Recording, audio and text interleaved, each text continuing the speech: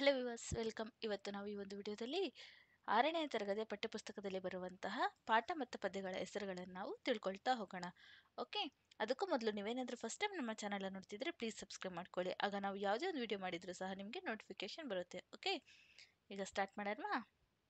ಸಿರಿಗನ್ನಡ 6ನೇ ತರಗತಿಯ ಪಠ್ಯಪುಸ್ತಕ,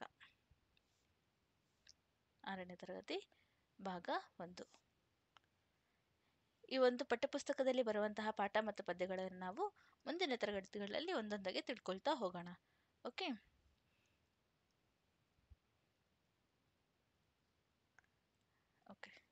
ಪರಿವಿಡಿ ಗದ್ಯ ಭಾಗ.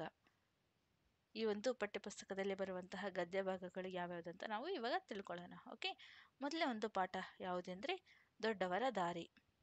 ಎರಡನೇ ಒಂದು ಪಾಠ ಗಂಧರ್ವ ಸೇನಾ. ಮೂರನೇ ಒಂದು ಪಾಠ ಕೃಷ್ಣ ಸುಧಾಮ, ಇದು ನಾಟಕ. ಓಕೆ, ನಾಲ್ಕನೇ ಒಂದು ಪಾಠ ಡಾಕ್ಟರ್ ರಾಜಕುಮಾರ್.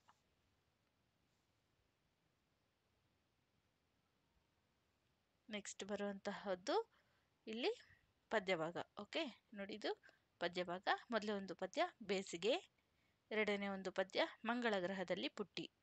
ಮೂರನೇ ಒಂದು ಪದ್ಯ ನೀ ಹೋದ ಮರುದಿನ. ನಾಲ್ಕನೇ ಒಂದು ಪದ್ಯ ಮಗು ಮತ್ತು ಹಣ್ಣುಗಳು. ಇಷ್ಟು 6ನೇ ತರಗತಿಯ ಪಠ್ಯಪುಸ್ತಕದಲ್ಲಿ ಬರುವಂತಹ ಪಾಠ ಮತ್ತು ಪದ್ಯಗಳಾಗಿವೆ.